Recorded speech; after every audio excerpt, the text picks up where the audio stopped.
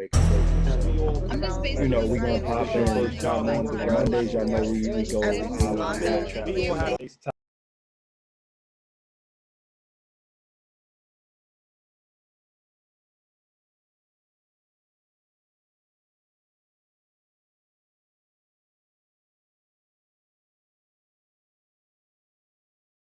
All right, so let's get started.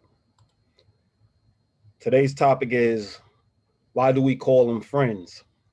And Jerry and I were sitting there having a discussion about, what's the issues. We're always trying to tackle issues with our communication and our labels and, defining our terms. And we really want to have a clear understanding on, why certain people call certain people friends. I mean, in the culture now, the social media culture, everything is be your friend.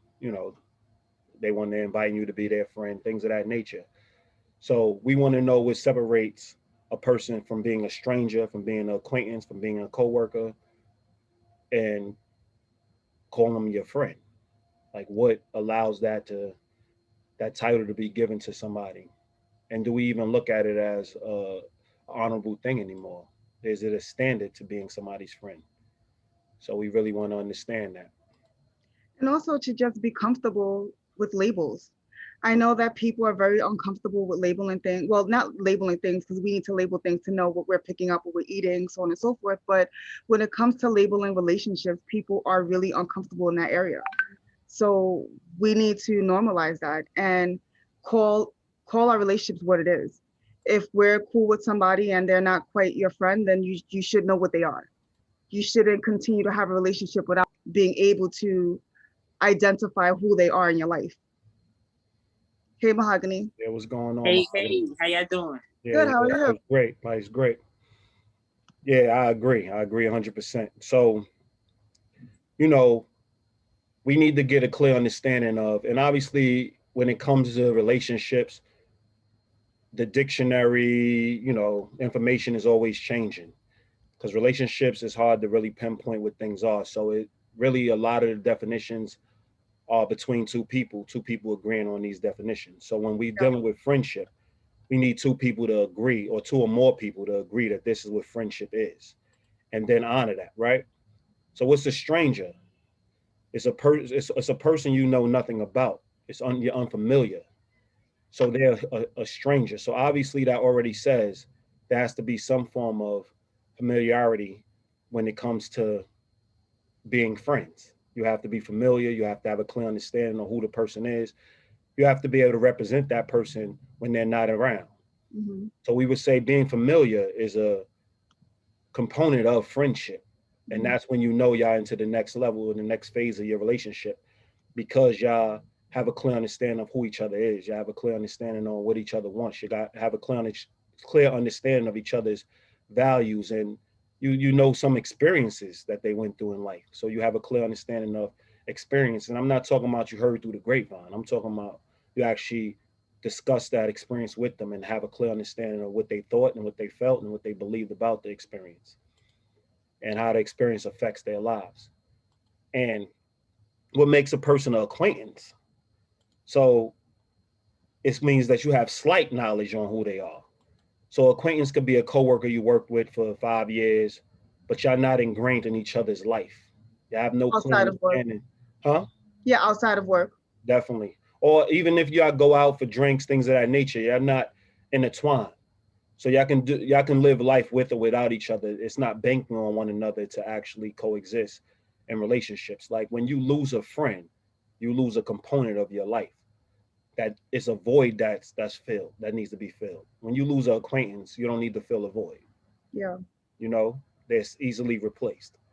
So I would say a component of friendship is somebody that's not easily replaced in your life, somebody you value in your life, somebody that holds a strong place in your life, right? So Mahogany, I mean, I don't want to sit here and dominate the whole discussion. So Mahogany, when you think of friendship, what do you think of? I'm just gonna end up mirroring everything that you just said, because I agree. It's someone who it's a friendship is a partnership, which holds a lot of value within your life. it's more than one person who shares transparency, information that outsiders wouldn't have on one another, friends would have. It's two people that are working together to sharpen each other and enjoy company while doing so.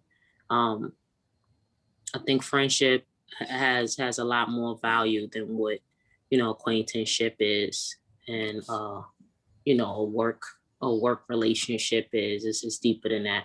So, I agree with everything you just said. All right, that's what's up. So when you're connecting, well, this is for our viewers because obviously we do know you, Mahogany.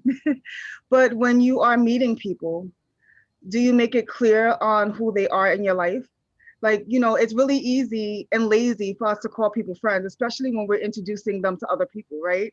It's easier to say, hey, this is my friend so-and-so, instead of like, this is my associate, this is my, this is my acquaintance, this is some girl that I hang out with sometimes. You know what I mean? It's easier and less to explain when you just say they're a friend, right? So when you're, go ahead, sorry. No, I was just saying, like, when you're meeting new people, is that something that you establish from the very beginning? Well, everybody I meet, I've always established that I take words very seriously, and so I don't give titles that don't belong. Mm-hmm. So naturally, I don't just call people my friends, so they know whether they're my friends or not. If I am using that dialogue, because I don't just say, oh, even if I'm introducing them to somebody, I'm not going to say my friend. Mm-hmm. I have sub words like my partner, my peoples. You won't hear friend come out of my mouth unless it's my friend, and everyone that. So once they get to a point of friend, they know, oh shoot, like I graduated with her. Definitely. And based on what you just said, it's an agreement between two or more people, right? Because we now say, oh, this person's my friend. And I mean, I was guilty of it for most of my life. If I'm your friend, I can call you my friend, but you don't necessarily have to call me your friend because, obviously you have more value in my life than I have in yours. And I thought, we okay with that. But when you look at it, it's a reciprocation. If I'm now bringing more to the relationship than you're bringing to the relationship, how could I really truly believe that we're friends when we're not bringing equal value to each other's lives? You know what I mean? It's not a equal value. We're not equally invested. And it does deal with, being on that equal playing field, having an investment in each other's lives. Like Jasmine says, it's dealing with the core values, beliefs, common interests, things of that nature that we agree to go through life with. We agree that we are important in each other's lives. So I would say friendship is a priority. It's a standard that now you uphold in each other's lives. Yeah, I agree. I mean, the better part of my life, or a lot of my friendships kind of happens as someone would say organically. Like it kind of just snowballed, and like we started hanging out with each other sometimes, and then we added like 2 days out the week to maybe 3 days out the week, then 4 days out the week. And then before you know it, I'm seeing them on the weekend. And then before you know it, you know what I mean? Like they're coming to birthday parties where they're coming to like your children's birthday parties, and it becomes a thing. But I know I never had the conversation about us really truly being friends and what that's supposed to look like. And it being an agreement between the both of us. It's kind of like we fell into it and we enjoyed each other's company, but we didn't really set the foundation on what we were both looking for in each other. They weren't holding me to a standard and telling me what they needed from me. And I damn sure wasn't asking them. I mean, I would when we hit a roadblock, but overall to maintain the relationship and to make sure that we were on solid ground at all times, I didn't. So I know that we often fall into that as well, where we don't really, it's like we kind of enter friendships as if we have low self-esteem, like we don't deserve for people to step up for us, even though we're stepping up for them. You know what I mean? I think that that's like a norm, right? That all of us kind of fell into without knowing that it wasn't a healthy standard. Yeah. we started understanding what a healthy standard is. Obviously now we move differently, but I think that is like the normal way that people honestly Socialize.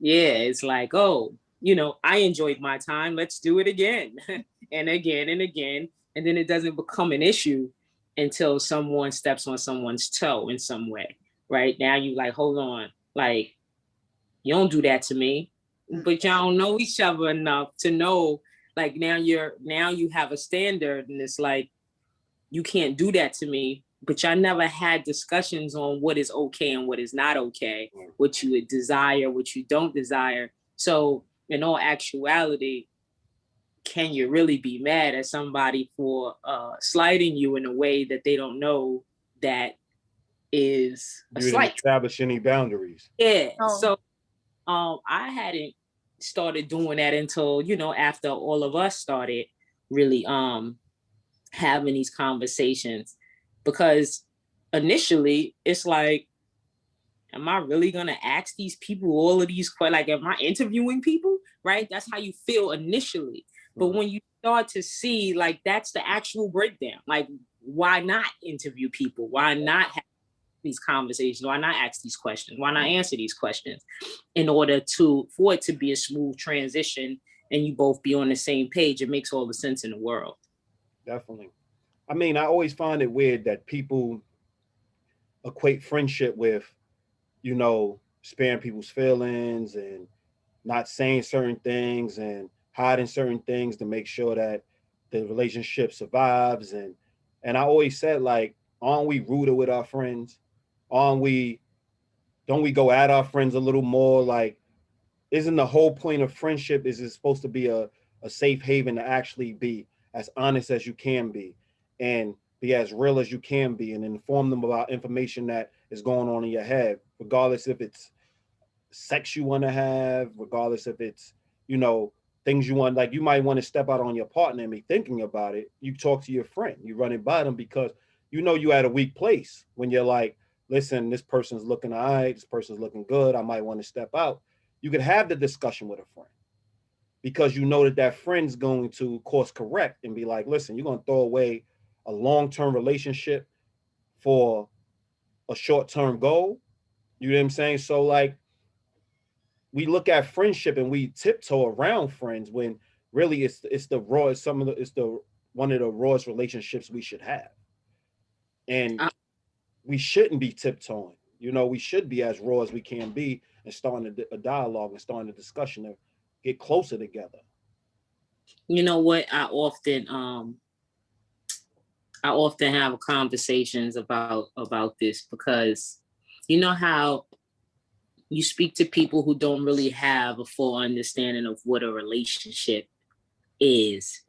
And when you start to give this type of information, people tend to start feeling like, oh, you're mothering them or you're fathering them, or like, like, they don't feel like an equal. Definitely. Exactly, right? And it's kind of crazy because I'm like, yo, when I think about some of the most prevalent relationships in our lives, like, I'm a parent, right? With our children, we are the rawest. We are the most straight to the point, no nonsense. I don't give a damn about feelings at this moment. I'm like, because we're protecting them. We have all of these components that are vital to them, not only being great, but surviving. Mm-hmm. So we step up in ways that we don't care how they feel about it in the moment because we know it's for the bigger picture, right? Definitely. So when you start thinking about relationships that you truly, truly care about, that you love people within, I tend to look at it the same way I look at my relationship with my children. Like, I don't give a damn how you feel about what I'm telling you. This is the truth. It's going to save you. And that's what I'm here for. And so that's the conversation I've been having recently. And I've been making that comparison because it's like, yeah, you feel like, oh, you're not my parent. But why do you feel that way? Because your parent cares so much for you that they're going to give you the raw uncut regardless. And right now, that's what you're feeling. They're going to be proactive. And you should want that. Yeah, definitely. They're going to be proactive about the core values and the standards that you should emulate leaving their house. Yeah. They give you a clear understanding that you represent me and I represent you. So when I leave the house, you don't want me walking up to your friends looking all crazy and nasty and, you know, out of sorts. You might be like, Ma, Dad, like, come on, like trying to rush me away from you, right? But if you admire your parent, you bring them in, you want your friends around them, you know what I mean? So there's a whole different understanding. And then when you're with your friends, it's the same thing. You don't want to be that friend nobody wants to bring around. Yeah. And they're apologizing for, and they're uncomfortable around, because it just shows that you're uncomfortable around them. So yeah, you want to be with equals. Anybody that when you're now having a discussion with them and they feel like you're acting like their parent, or you feel like they feel like you're at a higher position than they are, they're not your equals. So the first thing is, how could you be a friend when you're not on common ground? Mm-hmm. You don't have a clear understanding of, can we get to common ground? Because let's be honest, one bad argument could end a friendship. Yeah. One bad argument could end a marriage, right? So like, if you can't find, the whole point of being friends is to find common ground within all our differences, right? So once you lose the capacity to find common ground and to see each other as equals, that's when the friendship title changes, right? But we still call them friends because we knew them for years, or we call them friends because they know our other friends, and we call them friends because they know our kids. But how do we establish these friendships is the biggest point. It's the best love you can get, like you said, sitting down, having discussions, and being clear on the plan going forward is what makes you love a person. Mm-hmm. Having that patience, taking that time, really having discussions, letting a person in on what's going on with your thoughts. Like you mentioned, I don't care about your feelings as much as I care about progress, but your feelings are taken into account with progress. So you just need to catch up at some point, because when we're having discussion, it's supposed to be putting us in both in a better place, or all of us in a better place. So once we all in that better place and we now start practicing what we talked about, everything should come into play where now our feelings catch up to the actual plan. So it is about finding that common ground. But go ahead. It should. And we often also call people our friends that when they are being honest with us, we lead with our insecurities and we don't even want to hear the message. So it goes, the other way, where I'm calling you my friend, which I'm already, by calling you my friend and giving you that label and that responsibility in my life, I'm already saying that you have my best interest at heart, right? But the minute that I hear something that I don't want to hear, or you hit insecurity of mine, then all that goes out the window. So that's another thing too. If you're questioning the people around you and their intent, do you truly believe that they're your friends? Because a friend wouldn't do anything malicious, although what they may say may be hurtful. You may not be ready to receive the message. They may be, giving you honesty that you don't really want to deal with at the moment, but you call them your friend, but yet you think they're trying to sabotage you in some way, somehow. Like, me and Aziz will argue about it sometimes. Well, we have, where we're arguing because he's trying to figure out time for me to run in the morning. And I'm very anal about time and getting places, and so I always have to rush back to get back to work because working from home. And he's just trying to get me out the house to go running. And he's also mindful of the time. So he's not asking me to do something to put me in a crazy position. He knows I have to be back home at a certain time. But yet I'm still fighting him as if he doesn't have my best interest at heart. Because I want to give myself 30 minutes to cool off instead of 10 minutes. You know what I mean? So but yet I call him my friend. How could I really call him my friend if I think that he's going to sabotage my job? You know what I mean? Like, because in essence, that's what I'm saying. So you have to be mindful of things like that, that you may not think it's a big deal. You may think like, oh, like he should understand it, or I was having a moment. But whenever we're coming at the people that love us and that care about us in those ways, we're basically saying that they don't give a F about us, but not saying it. Definitely. I mean, I agree 100%. It's like we really need to start diving into what we say really, what it really means, or what you are implying Yeah. when it comes to our friendships. You get what I'm saying? Because everybody had that friend that's there and they're kind of tolerating us. Mm-hmm. And soon as you're now having a discussion or a debate with a stranger, they're siding with the stranger about things that y'all already came in common ground with. So they're like, yeah, well, now that they feel they have another person to establish that same point that they try to establish with you, and now it became that you was over talking them, or they really couldn't establish it, or they didn't have the words, but they agreed with you. So now you think you have an ally, and then now you run into somebody and you're having that same discussion thinking that they're on the same page with you, just to find out they're on a whole different side. So now they're like, you just mad that we going against you. And you're thinking, no, I'm mad that you agreed with me when you didn't agree with me. You tolerated me. So a lot of people believe friendship is about tolerating each other, and it's not. It's about really finding common ground. There's a bunch of things Jerry told me I went back and forth with her about for hours. And then she made a great point. So then I'm like, once you already so far invested, you're like, oh, I'm not trying to get out of the investment. I'm trying to stay strong. That's when you become stubborn. That's when you become bullheaded and you're dealing with ego. Where did the friendship go? Because a friend would say you're right and adapt that belief. You can't just say you're right and then go back to doing what you've been doing. Yeah. You have to say you're right and then adapt that belief because we're on common ground. So not only do I'm looking like, yeah, I'm right, then I'm arguing a lot longer than I thought I should. So now I'm saying I'm wrong about arguing. But then another person on the side is saying, well, you have the right to your opinion. And now I'm arguing with that person because I'm like, but she's right. So why now you're coming in talking about making her the bad guy? Because now I'm giving her credit where credit's due. And now I'm the person that needs saving. Because my esteem is so low, I'm admitting she's right. And I'm admitting that I was bullheaded and needed to, calm down and need to listen to what she was saying a little closer. So we have those relationships where we're being tolerated, one.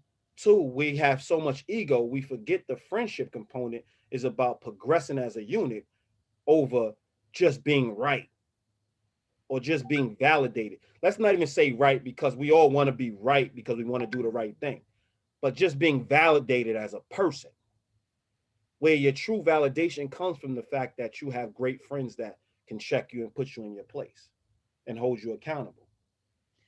Yeah, just take the time to think about what's being said instead of about what's being said makes you feel.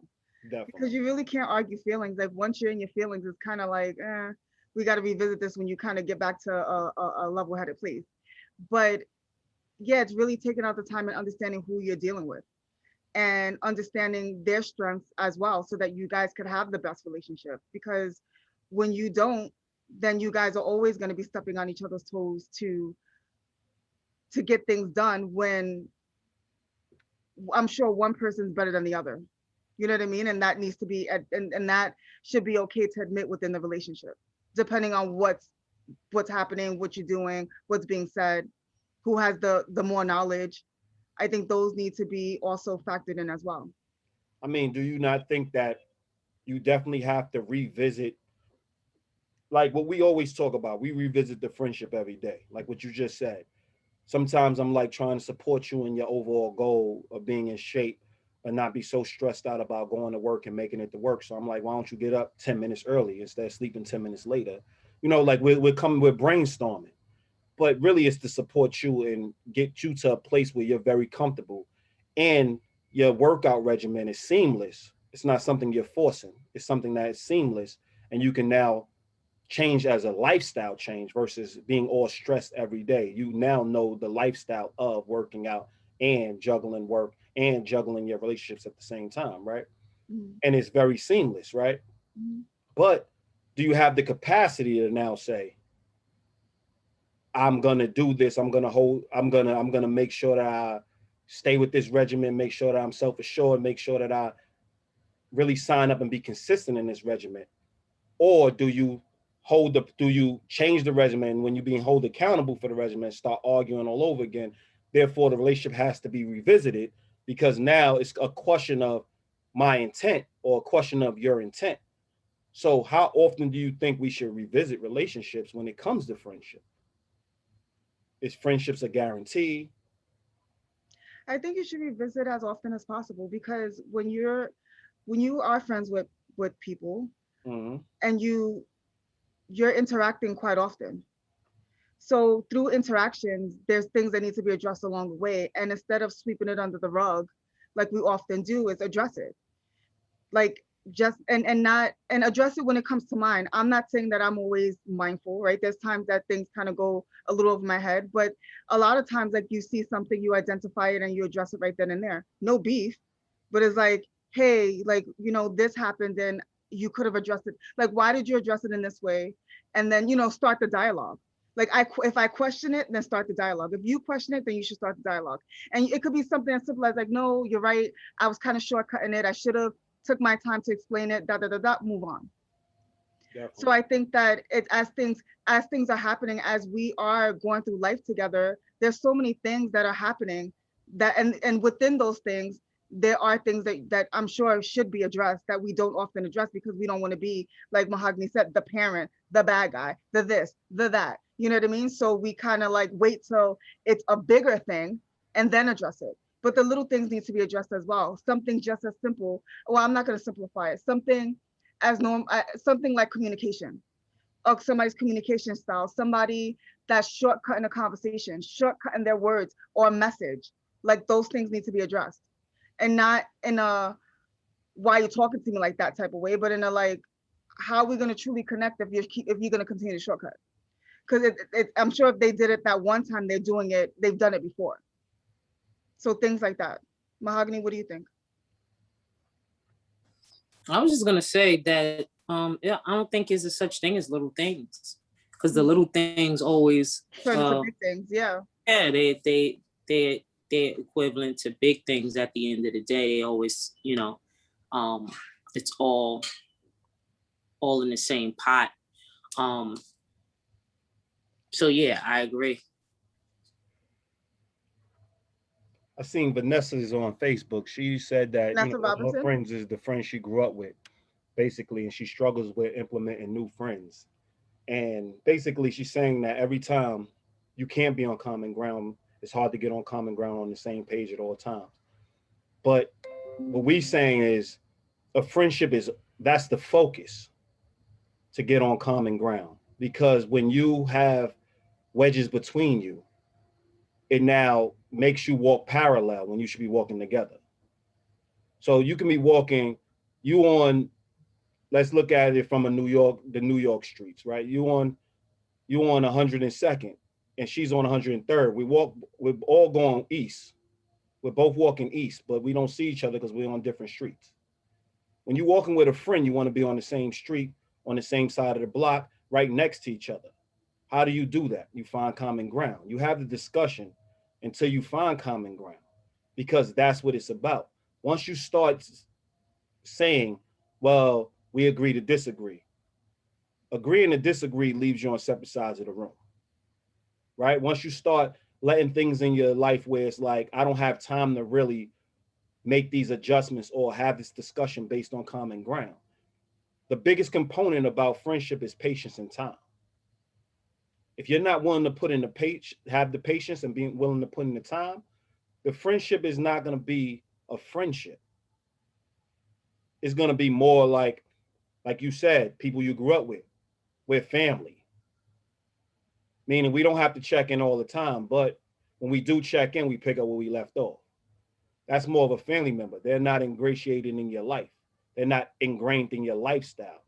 They don't have to have the same core values or the same beliefs, so you don't take the time to really have those discussions with them.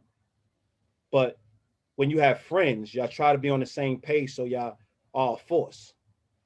when y'all walk down the street, or when you're having discussions, or when y'all talking to other people, y'all are force, y'all represent one another, and y'all are representation of one another. So But I I would hope, say, I hope that answers your well, it's a comment more. It wasn't a yeah, question. I would add to what you're saying, Aziz, with Vanessa. The thing about childhood friends is we don't establish anything really. We kind of just grow up together, and we, like you said, they become family members. But it's never too late to revisit that and say, hey, you know, we grew up together, and I've known you half my life or most of my life, but I want us to have a solid foundation. I want us to really set boundaries within our relationship.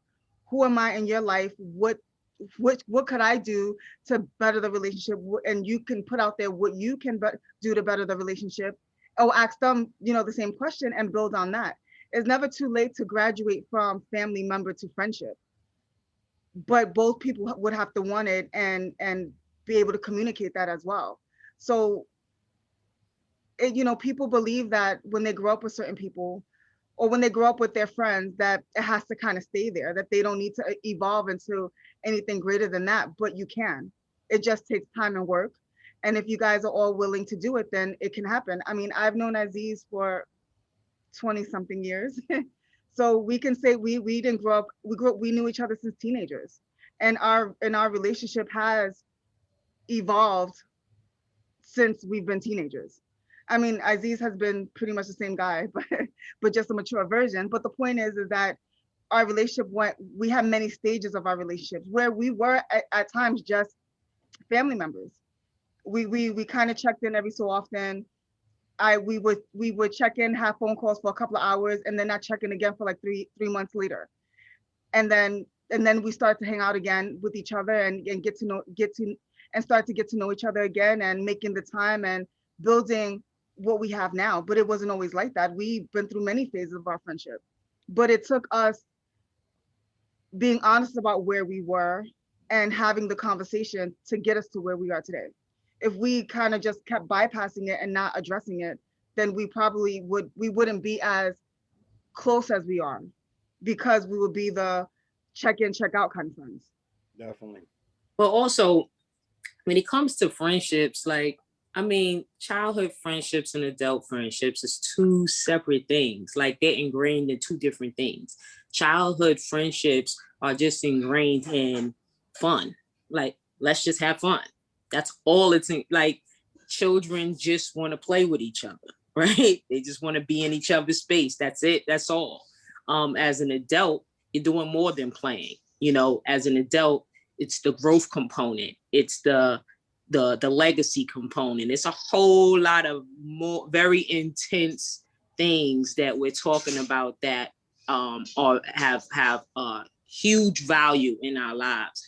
And those friendships are aligned with that, or should be aligned with that. So if it's not aligned with that, is that really a friendship? So when we start talking about childhood friends, I'd say that's a childhood acquaintanceship. You know what I mean? Until y'all growing and building together, if y'all ended up, you know, having that time allowed to do so. Definitely. Jasmine just wrote on the side that there's a lot, you know, there's more responsibility when it comes to adulthood. You know, through adulthood, let's just go back to the fact that we all had that discussion with our parents, if our parents was actually in our lives, that we're only going to have a certain amount of friends.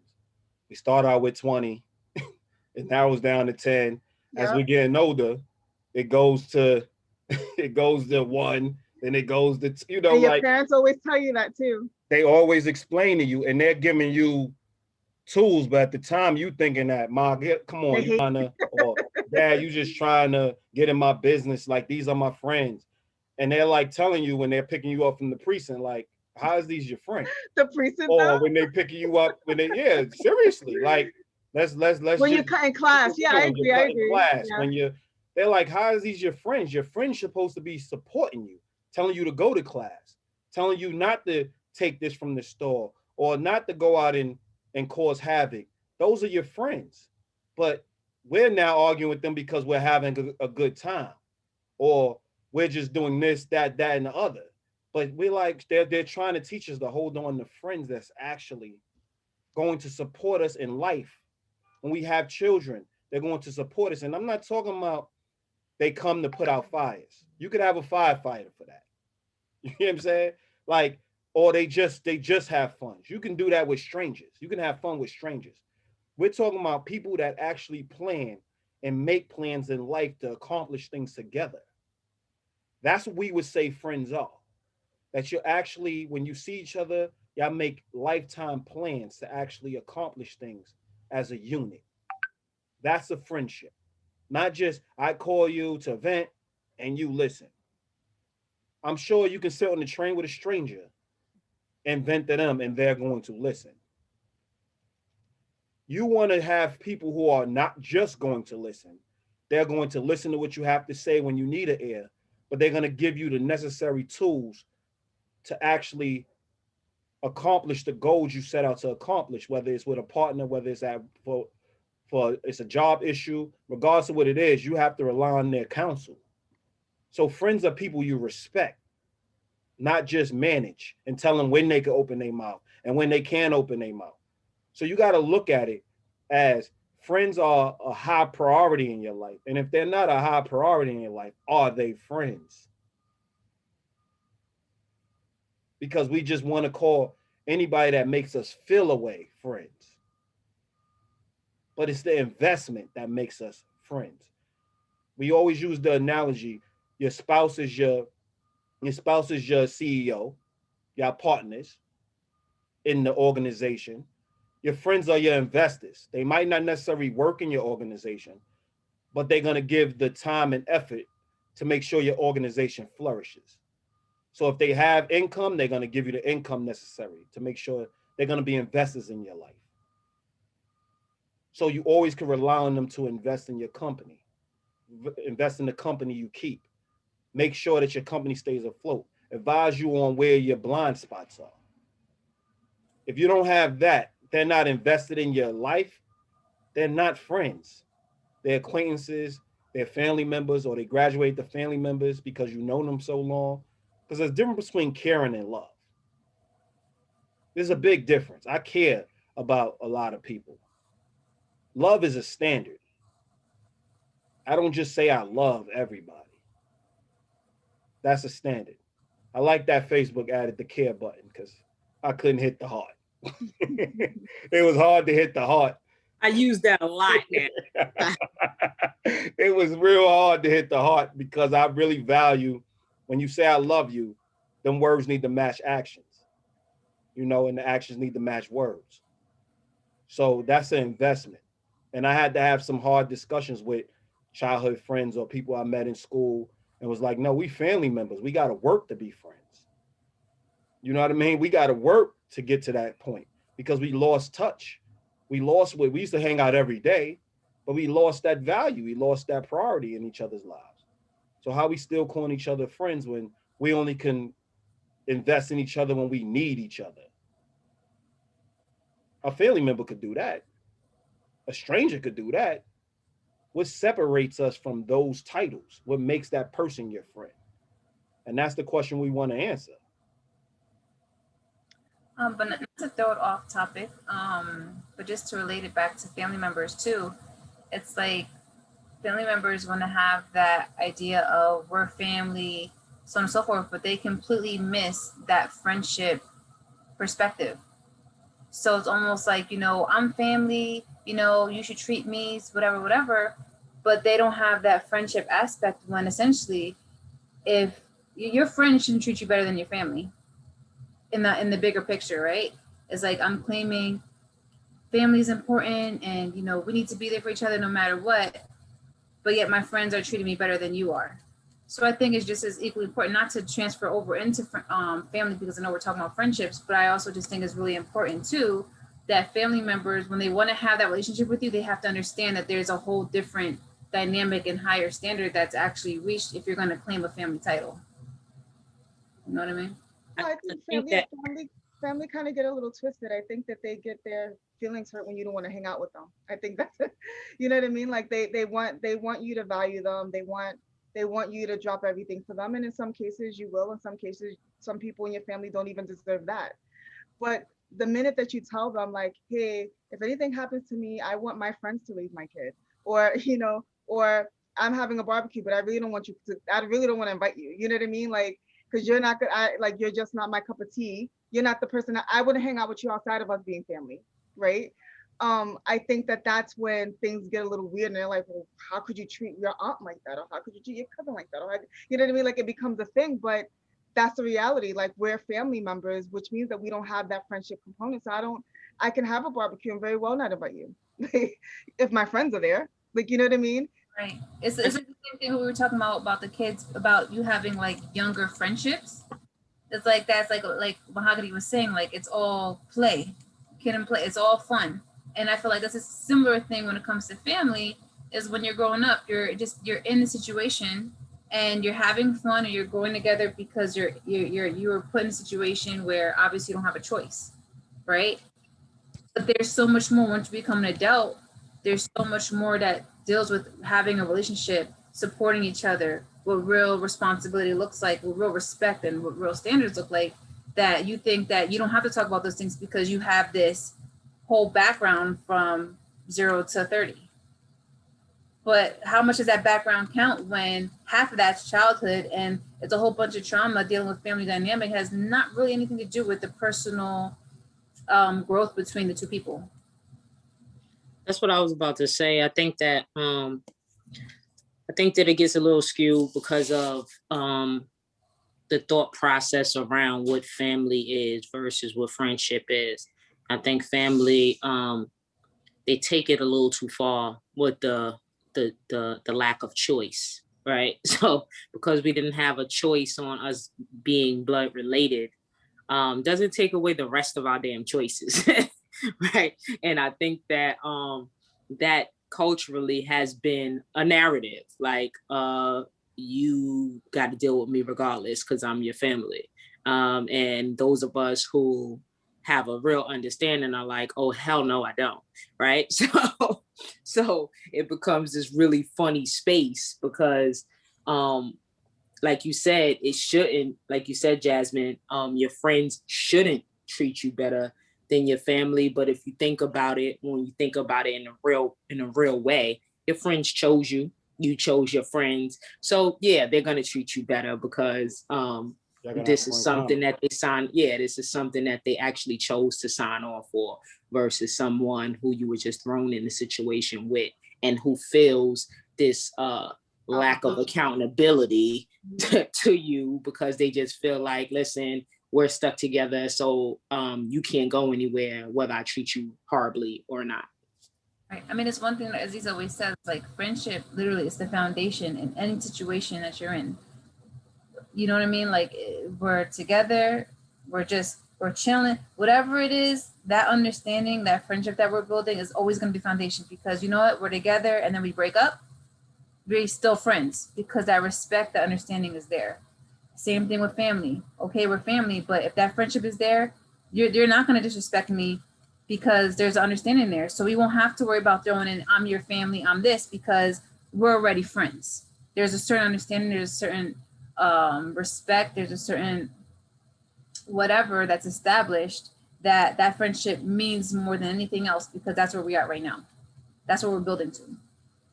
Yeah, you know, family, it's weird. Like Mahogany said, it's like this built-in obligation that everyone feels like they're obligated to, like you're obligated to be a certain way in their lives. Like I remember telling my dad, like he used to always say that I better take care of him when he gets older. Like that was a thing. Like he took care of me, so I need to take care of him. And I used to tell him that that's contingent on how well you treat me. Like if you're horrible to me, then no, I'm not taking care of you. That's just how that works. Like it doesn't, like I don't owe you anything. Like I didn't have to be here. You made a choice. Like, and I mean, I was young when I was having these conversations with my dad, because I knew from an early age that just because we were family didn't mean that I signed my whole life over to you, or that I'm obligated to do certain things for you, because I knew, even though I wasn't able to articulate it as well as I'm able to articulate it now, that it was give and take, even though you are my parent. Like I'm happy that I'm glad that you made the choice to have me, and I'm glad that I'm here. But everything else, like the way our relationship as an adult, it all, like how good of a relationship we have is all dependent on how much of a good relationship we had growing up and who you were in my life and were you healthy in my life and are we friends? Because essentially when you become when I'm an adult, he's an adult now too, and he will always be my parent, but now we have a friendship component that we were able to build over the years. So now I look at him different, we have a different relationship, and it's not that obligation. But in the before, it was like you can't just automatically think because you're not going to put in any work, and now you're just guaranteed that I'm just going to take care of you when you get old. Like, it doesn't work that way. Definitely. I'm After glad that goes Jasmine back brought to- up the foundation of, we always say the foundation of love is a group journey, period. It's friendship. Friendship is the foundation of every last relationship you have because you choose them to be your wing people. You know what I mean? Where you know that they're going to be dependable. They're going to share your core values. They're going to help you through life. So if you don't have a friendship with your partner, the partnership is, once it breaks up, it's not going to last longer than the breakup. But if you have a friendship component, there's two sides that you got to uphold. You got to uphold the romantic component and you got to uphold the friend component. So like we always say, you would probably cheat on your spouse when you feel in a certain way, but you won't cheat on your friend. So if you understand both components, you're like, Dad, I might have cheated on you as the partner, but as the friend, I couldn't see myself being disloyal to you. You know, if you have a friend, obviously you're not going to be disloyal to your friend. You know, once they have something, once they tell you something, certain things are off limits based on the respect y'all have and based on the comfort y'all have and based on everything y'all have with one another, which y'all building together. But when you have a family member, I want people to really start thinking about when they say things out their mouth, who does it benefit? I never seen a person who's taking care of everybody within the family saying we're family. It's always the person smacking you in the face and begging you not to smack them back. Like, I'm always listening to, I'm like, I've never used this component. Like, why would I care that we're family? Yeah, it doesn't You're really treating matter. me away. That's what we're discussing. So now I'm deciding if you're my friend, if I actually want you in my life. Because all the time spent, let's be clear here, it's time on this earth spent. We need to value the time we spend. So while I'm spending time with you, I'm losing time with somebody else that I could be spending time with. So I literally prioritize my life. Spouse, friends, kids, parents, family members. I have a clear understanding. Period. So understand that. Like, once you have that clear understanding, people gonna call you all kinds of things. But when you invite your family member to a barbecue, you don't know who they bringing. You really don't. So they're not your friends. You invite your friends to a barbecue, you know who they coming with. You know you're protected. You know y'all share the same core values. You know you able to unwind and not be all stiff around the company they bring. Because y'all all on the same page. Even with your kids, you don't know who they're gonna bring in your house. So you stop them at the door. Who are you? You grill them. You explain what's going on. You're not typically doing that with your friends. Because you're like, I know my friend wouldn't bring somebody around me that's going to cause me harm. We all grew up in an environment where we had to deal with the streets. And there's a lot of people calling people their friends that we know this person would kill you for a certain amount of money. Like, they're not your friends. They're associate that you have in common. Your friends is not going to put you at risk, period. So when we call each other friends, we're protecting the value of friendship. That's what's going on. And Vanessa asked a question for Jerry. Yeah, Jerry she said, do you think it's hard to be the new friend in a circle that's already formed? Yeah, it can be, because it can be a little, it depends on the personality, but I think that if everyone's honest and transparent and open to get to know the new person, then it shouldn't be that hard.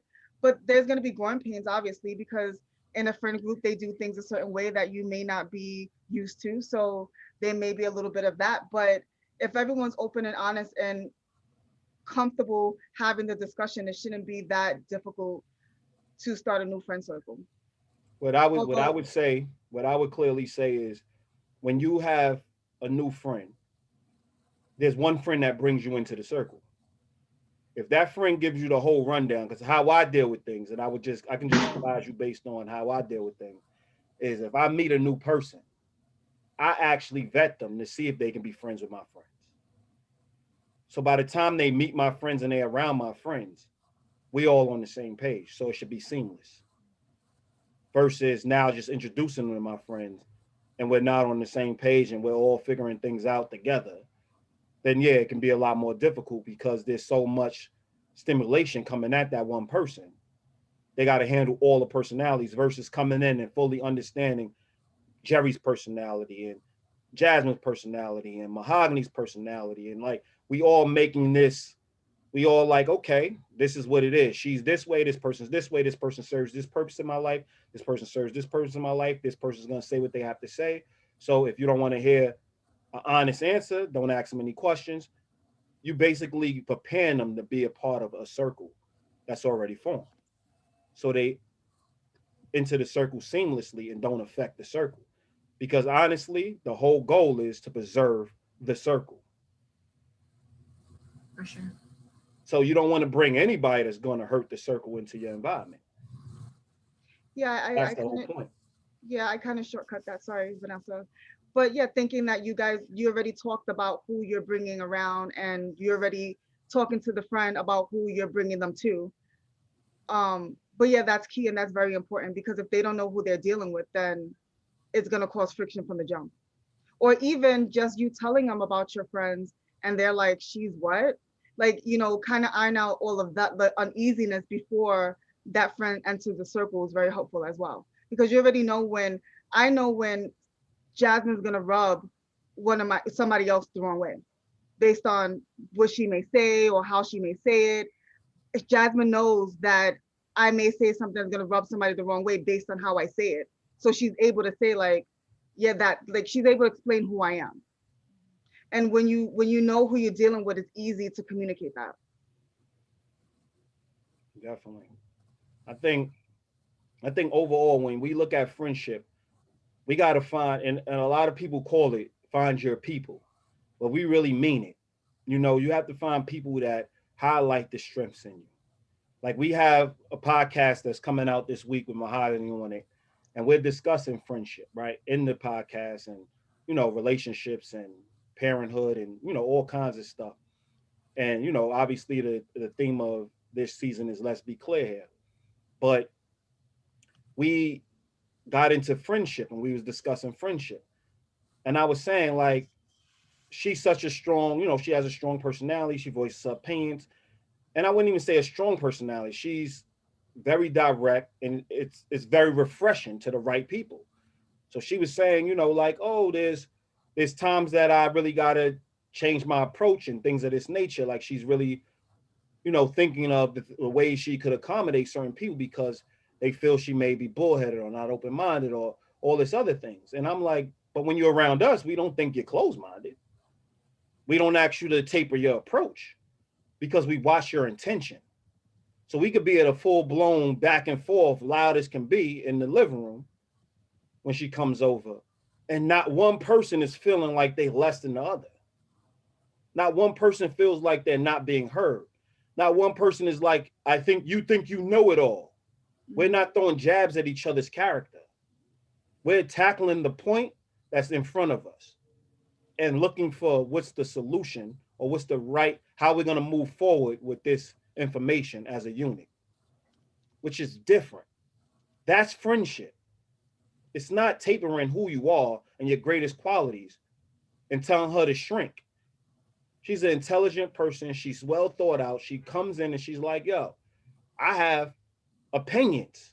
And we're like, bring them on. Mm-hmm. That's your people. Bring on those opinions because I have an opinion too. But we're going to search for the truth through all of our opinions. And as long as we have that structure in place where I don't care about how you feel, let's solve an issue. we're all gonna be on the same page. But once we start throwing jabs like, yo, you think you know it all, you always over talking me, or once we start going into the how we feel about things, it destroys the whole unit and the whole discussion, because the person who feels the greatest runs the whole relationship. The person who's the most sensitive runs the whole relationship. Now we're like, don't say that in front of her, don't do that in front of her, don't. Now, how do you really want to be around that person at some point? Or do you want to be around people who logically deal with their emotions? They're able to address their emotions, not just feel it, but express them. And why I feel what I feel. Because that's what makes us human. Why we feel what we feel. Being able to explain that. Not just feel it, but relay it to another human being. So we would advise, when you're dealing with friendships, we had this whole discussion to really narrow down why we're dealing with friendships on a regular basis. And why are you shrinking with your friends? There's no sympathy in friendship, there's empathy in friendship. And there's big difference. You don't pity your friend. You try to understand your friend and give them the best advice based on how you understand them. But y'all having a side dialogue. What's going on? Sorry. What's going on? Y'all silly. No, anyway, it doesn't really matter. But you're absolutely right. And I think to add on to that is, when we're establishing our friendships, we need to always be mindful of everyone's intent. If you believe they have good intent, then you call them your friend, and you always have that in the forefront when you're dealing with things that may even be uncomfortable. Like, you can't just think somebody has good intentions when you're benefiting from what's happening. It's always when something is being said that you're not really feeling, but you know that they have your best interest at heart. And just being very comfortable having the conversation, establishing what's a friend, who is your friend, what do you expect from the friendship, and having the other person explain the same thing and not just jump into things. I mean, we touched on childhood friendships, but I don't know about you guys, but I've had adult relationships that it was all about fun too. So, and playing around and doing it. We played different, but nonetheless, it was still playing. We didn't make any lifelong plans. We were not ingrained in each other's life like we should have been. We didn't support each other like we should have. And it was all about fun. Like, where's the next party? When we went to the bar? When we doing this, that, and the third? So those was acquaintance. Yeah, but I called them friends because we hung out all the time and we were there when the chips were down, and I mean, we've all been there. But I do think it's important for us, if we want better relationships, if we want accountable relationships, then we need to set the standard and not be afraid to have those conversations and put things in buckets. Who are your friends? Who are your acquaintances? Who are family members? Who are people that you're cordial with and there's no hard feelings, but you're just really not rocking with them? You know what I mean? Like, we need to be comfortable being able to say those things without people getting all bent out of shape because it's uncomfortable. The label's uncomfortable. But if you want to be my friend, then put in the necessary work or have the conversation with me to see if we could even take it there, instead of being so caught up in the fact that I don't want to call you my friend.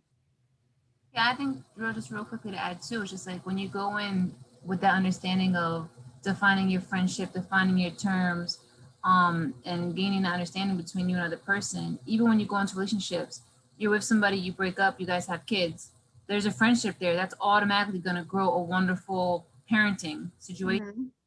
You know what I mean? So when you think about how we're improving the world, we're thinking friendship, you're dealing with friendships, you're dealing with friendship within family memberships, you're also dealing with friendships in your actual romantic relationships. And once that happens and things start to fall apart, you always have the friendship to go back to. That's always going to be the stability. So how can you go wrong? Yeah, you can't. Definitely. What you was going to say, Mahogany? No, I said it should be the foundation. Absolutely. Definitely. So what we're saying in a nutshell is, if you can't build the foundation, friendship should be proactive, clearly. And if you don't put all the work into building the foundation, your house will crumble. In any storm, when it gets tapped, when it gets hit a little bit, it's going to crumble. It's going to lean. But if you put in the work to have a strong foundation, basing your friendships off of strong core values, basing your friendship off of accountability, basing your friendships off of, building something that can last through the test of time, and proactively having lifelong plans together and putting plans in place that we actually are going to hold up. Wait, what am I trying to say? We definitely going to honor. That's what I mean. We're going to honor with our life and our heartbeats. Then you're in a friendship because you can rely and depend on somebody.